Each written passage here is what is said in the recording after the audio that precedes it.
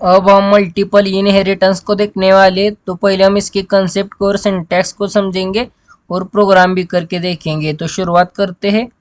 In case of multiple inheritance there are multiple base classes from which we derive only one new class. Multiple inheritance में multiple base classes होते हैं और उन classes से सिर्फ एक ही न्यू क्लास क्रिएट किया जाता है। In case of multiple inheritance, the derived class accesses the data of all base classes. Multiple inheritance में डिराइव्ड क्लास मतलब न्यू क्लास सभी बेस क्लास का डाटा एक्सेस कर सकता है। तो इसका एग्जांपल देखते हैं। तो यहाँ पर देख सकते हैं ए और बी ए बेस क्लासेस है और इन क्लासेस से सी क्लास को इनहेरिट किया है। तो इस एग्जाम्पल के अनुसार मल्टीपल इनहेरिटेंस का इम्प्लीमेंटेशन देखते हैं। तो यहाँ पर देख सकते हैं क्लास ए लिया है, उसके बाद क्लास बी लिया है और इन क्लासेस में आप कौन से भी डाटा मेंबर और मेंबर फंक्शंस ले सकते हैं और उसके बाद इन क्लासेस से सी क्लास को इनहेरिट किया है। तो यहाँ पर देख सकते हैं क्लास ए कीवर्ड है, सी ए क्लास नेम है, उसके बाद कोलन पब्लिक ए विजिबिलिटी मोड है, उसके बाद क्लास नेम ए लिया है, कॉमा पब्लिक ए विजिबिलिटी मोड है और उसके बाद क्लास नेम बी। और इस क्लास में आप कौन से भी डाटा मेंबर और मेंबर फंक्शंस डिक्लेयर कर सकते हैं। ये ऊपर के एग्जाम्पल के अनुसार मल्टीपल इनहेरिटेंस का इम्प्लीमेंटेशन है।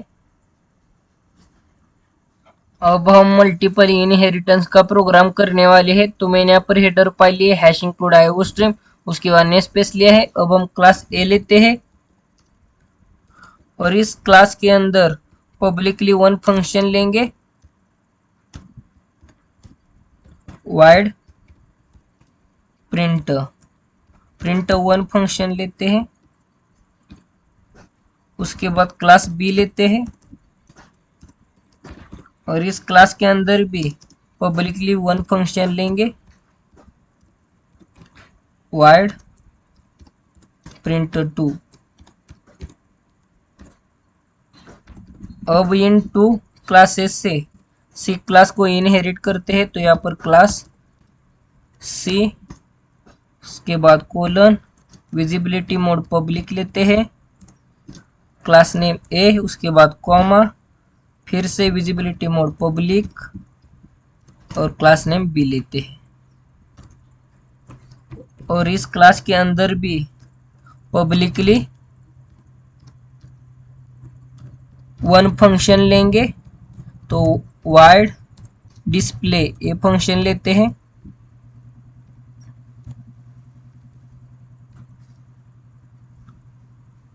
अब हम प्रिंट वन इस फंक्शन की डेफिनेशन को इम्प्लीमेंट करते हैं। तो return type void, class name A, scope resolution operator और फंक्शन नेम प्रिंट वन। आप इस फंक्शन के अंदर कौन सा भी कोड इम्प्लीमेंट कर सकते हो। यहाँ पर अब हम सिंपल सा मैसेज देंगे इस फंक्शन में, ए बेस क्लास फंक्शन।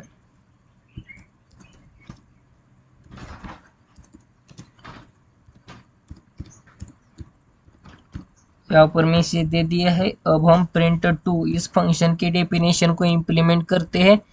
तो return type void, class name B, scope resolution operator और फंक्शन नेम प्रिंट टू। और इस फंक्शन के अंदर हम सिंपल सा मैसेज देते हैं और /n को भी यूज करते हैं, जिससे मैसेज नए लाइन पे प्रिंट हो जाएगा। तो यहाँ पर मैसेज देते हैं बी बेस क्लास फंक्शन।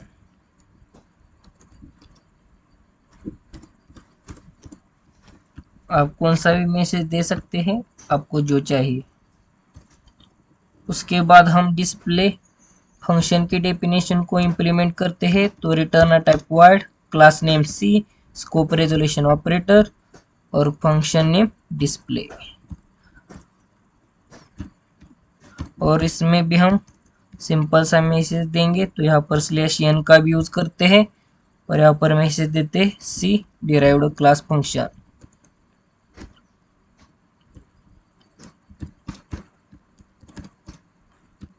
तो यहाँ पर मैसेज दे दिया है। अब हम इन फंक्शंस को मेन फंक्शन में कॉल देंगे तो यहाँ पर इंट मेन लेते हैं। अब हम सी क्लास का ऑब्जेक्ट क्रिएट करेंगे। ए और बी क्लास का ऑब्जेक्ट क्रिएट करने की जरूरत नहीं, क्योंकि उन 2 क्लासेस से सी क्लास को इनहेरिट किया है।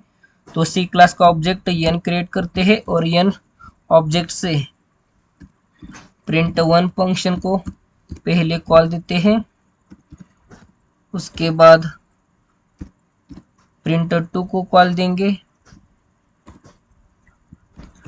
और उसके बाद डिस्प्ले फंक्शन और आखिर में रिटर्न 0। तो ये प्रोग्राम हो चुका है। अब हम इसे कंपाइल और रन करके देखते हैं।